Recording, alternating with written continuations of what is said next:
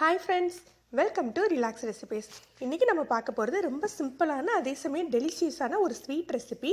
பால் போலி எப்படி செய்யலாம் அப்படின்னு பார்க்க போகிறோம். இது மற்ற போலி அளவுக்கு நிறைய வேலை கிடையாதுங்க, 5 நிமிடத்தில் செஞ்சிடலாம்.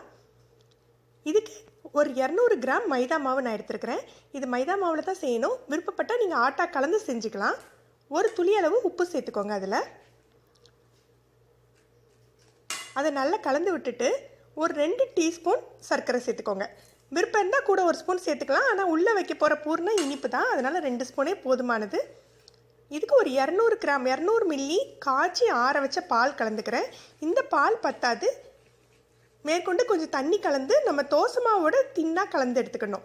தோசை மாவு கொஞ்சம் அந்தளவு கட்டியாக இருக்க வேண்டியதில்லை, அதை விட கொஞ்சம் தண்ணியாக இருக்கணும். அதாவது லேசான தோசை சுடுற அளவுக்கு இதை கரைச்சி எடுத்துக்கோங்க. இதுக்கு நிறைய பொருட்கள் தேவையில்லைங்க, ஒரு 4-5 பொருட்களே போதுமானது.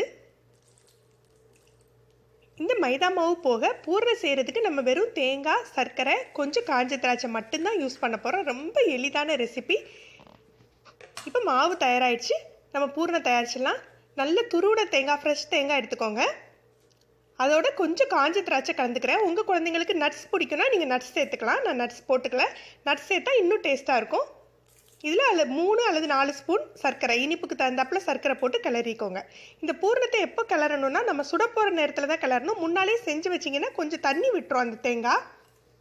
எப்போ நம்ம சுட போகிறோமோ அந்த நிமிடத்தில் நம்ம கிளறி உடனே சுட்டுடலாம். இப்போ பிள்ளைங்க ஸ்கூல் விட்டு வந்தாக்கலையோ அல்லது ஈவினிங் டைம்லையோ ஸ்நாக்ஸ்க்கு இம்மிடியேட்டாக நம்ம செஞ்சு கொடுக்கலாம். நல்ல ஹெல்த்தியாகவும் இருக்கும். உங்களுக்கு தேங்காய் எல்லாமே ஃப்ரெஷ்ஷாக இருக்கிறதுனால ஹெல்த்தியாக இருக்கும். நீங்கள் மைதாக்கு பதிலாக ஆட்டாவில் கலந்து கூட செய்யலாம். லேசாக நெய் தடவிட்டு லேசான தோசையாக விட்டுக்கோங்க.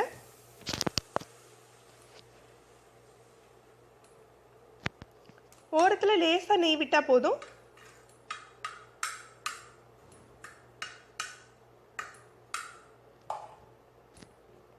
இது சீக்கிரம் வெந்துடும்.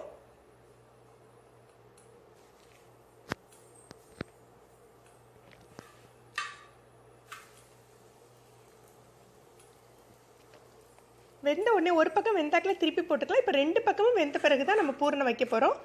இப்போ பாருங்கள், 2வது சைடும் வெந்துட்டு திரும்ப ஒருக்க திருப்பி போட்டுட்டு திருப்பி போட்ட பிறகு தான் நம்ம பூரணம் வைக்க போகிறோம். நடுவில் இந்த தேங்காய் துருவலை வைங்க.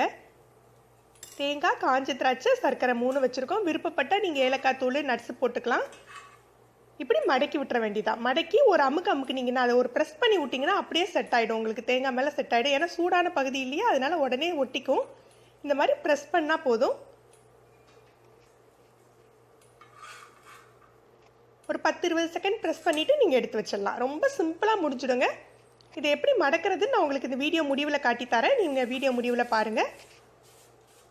முதல்ல எல்லா போலிகளையும் சுட்டு எடுத்துடலாம், அதுக்கப்புறம் நம்ம மடக்கி வைக்கலாம்.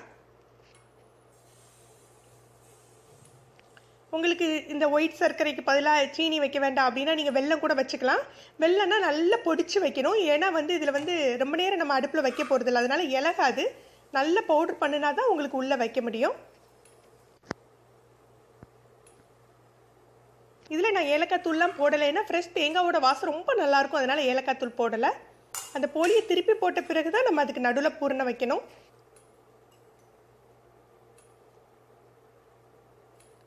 தேவையான அளவு இனிப்பு வச்சு 2 பக்கமும் மடக்கி விட்டு லேசாக அமுக்கி விடணும். அவ்வளோதாங்க வேலை. இதுக்கு நெய்யும் ரொம்ப தேவைப்படாது. நம்ம தடவுறதுக்கு யூஸ் பண்ணுறோம் இல்லையா, அந்த நெய் மட்டும்தான்.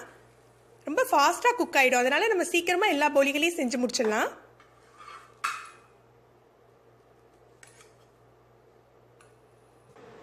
இப்போ நமக்கு போலிகள் தயாராகிடுச்சு. நீங்கள் இப்படியே சர்வ் பண்ணாலும் பண்ணலாம், இல்லது ஓரங்களை மடக்கி இந்த பார்சல் மாதிரி பண்ணியும் நம்ம சர்வ் பண்ணலாம்.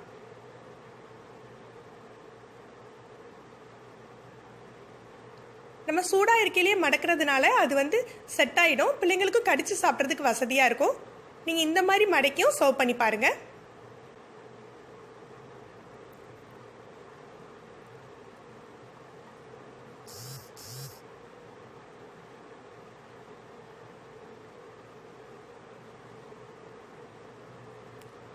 இது பார்க்குறதுக்கு ரொம்ப சிம்பிளாக இருந்தாலும் இதோட டேஸ்ட் ரொம்ப நல்லாயிருக்கும். நீங்கள் இதை ட்ரை பண்ணி பாருங்கள். உங்களுக்கு இந்த டேஸ்ட் பிடிச்சிருந்ததான்னு கமெண்ட்ஸில் சொல்லுங்கள். இது வரைக்கும் நம்ம சேனலை சப்ஸ்கிரைப் பண்ணாதவங்க சப்ஸ்கிரைப் பண்ணிக்கோங்க. அடுத்த முறை புது வீடியோவில் உங்களை சந்திக்கிறேன். நன்றி.